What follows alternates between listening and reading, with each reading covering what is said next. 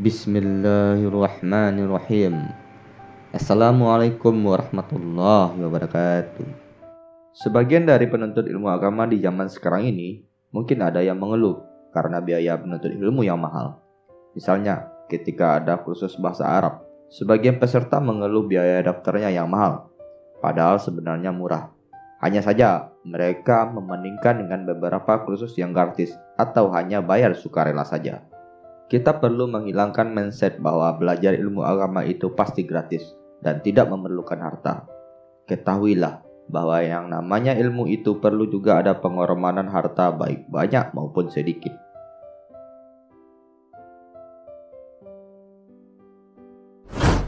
Namun sebelum lanjut, silakan diklik tombol subscribe dan nyalakan juga loncengnya agar sahabat beriman bisa menambah pengetahuan baru melalui channel ini.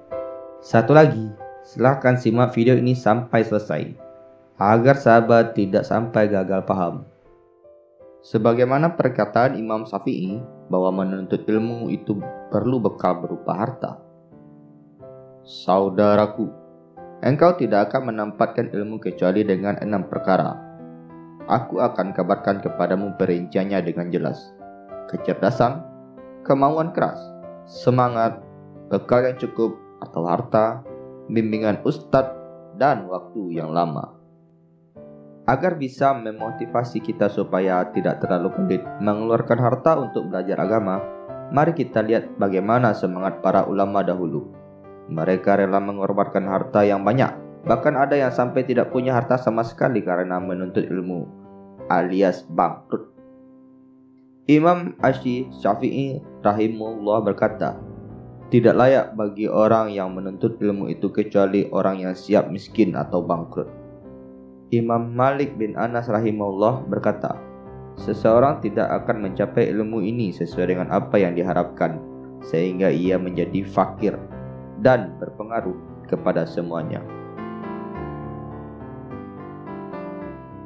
Yang cukup terkenal adalah kisah ulama menuntut ilmu sampai-sampai harus menjual atap rumah mereka.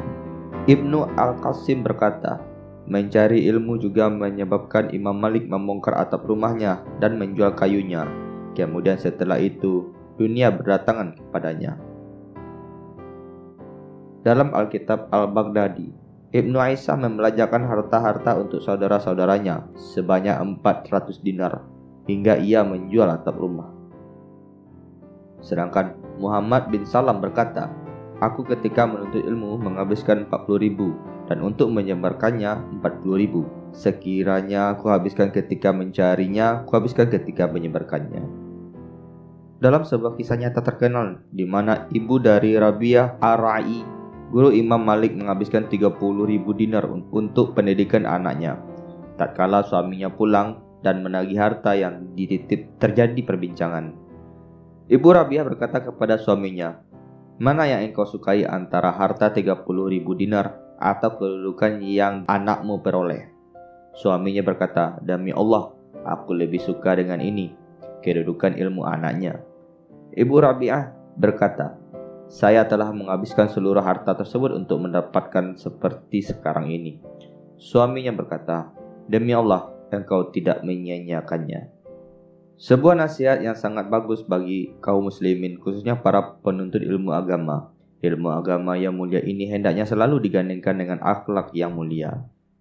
Terlebih para dai yang akan menyeru kepada kebaikan dan menjadi sorotan oleh masyarakat akan kegiatan keseharian dan muamalahnya.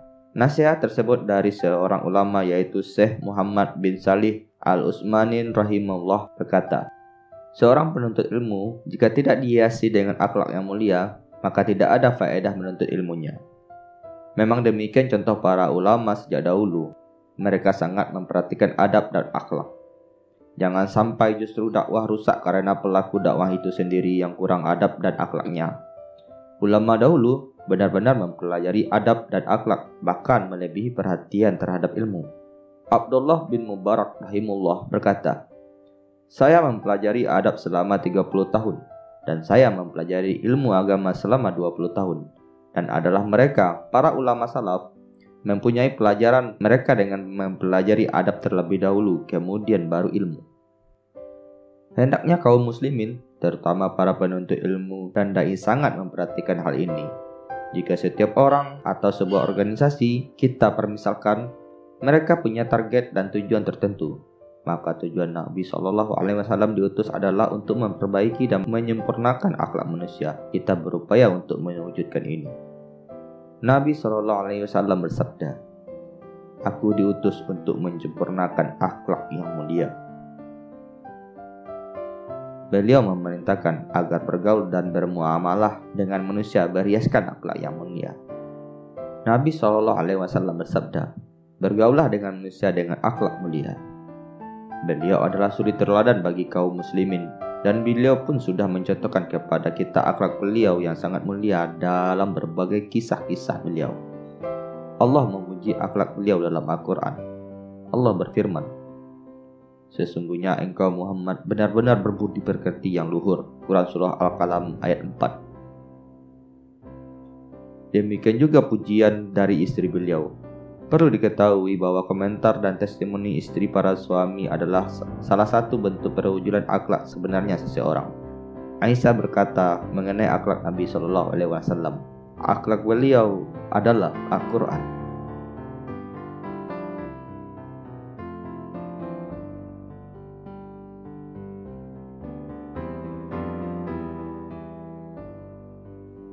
Definisinya akhlak mulia cukup sederhana, sebagaimana ulama menerangkan.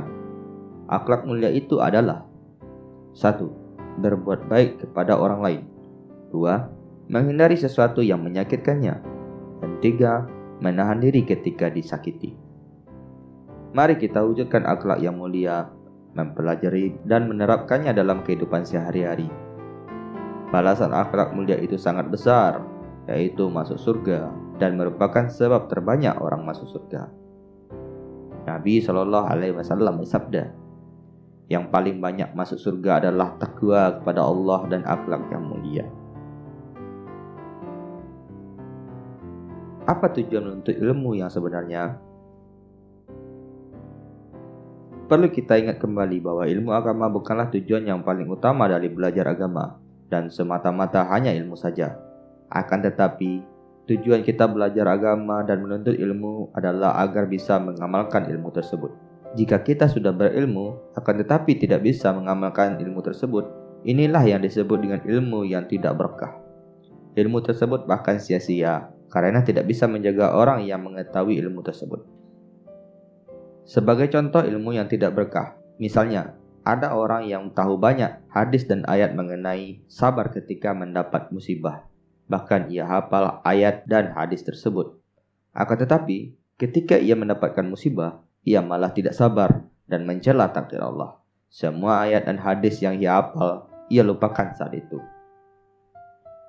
Sedangkan, contoh ilmu yang berkah, misalnya, ada orang yang mungkin tidak hafal hadis dan ayat tentang sabar ketika dapat musibah.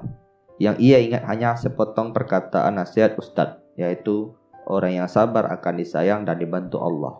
Jadi harus ridha dengan takdir Allah.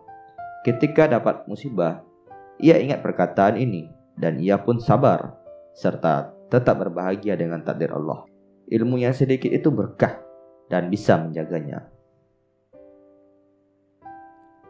Apa penyebab tidak berkahnya ilmu? 1. Niat menuntut ilmu yang tidak ikhlas.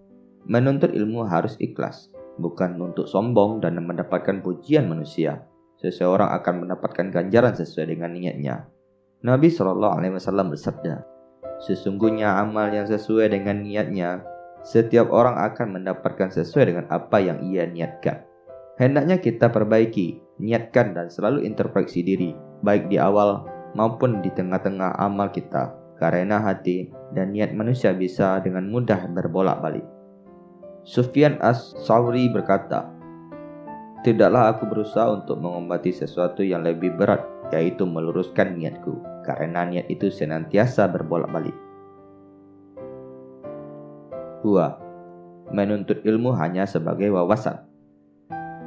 Artinya, kita tidak pernah berniat menuntut ilmu untuk kita amalkan. Segera kita perbaiki niat kita agar menuntut ilmu untuk mengamalkannya. Apabila kamu mendapatkan ilmu, maka munculkanlah keinginan ibadah kepadanya. Jangan sampai keinginanmu hanya untuk menyampaikan kepada manusia. 3. Kurang adab dalam menuntut ilmu. Jika cara meminta dan menuntut ilmu saja sudah salah dengan cara adabnya, bagaimana kita bisa dapatkan keberkahan ilmu tersebut?